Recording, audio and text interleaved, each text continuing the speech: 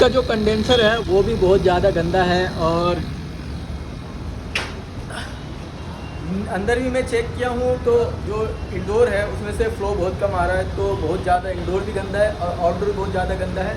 और जिस वजह से ये ओवर हीट हो रहा है। देखो मैंने आपको शायद पहले भी वीडियो में बताया था कि अगर कंडेंसर हमारा बहुत ज़्यादा ही गंदा होता है तो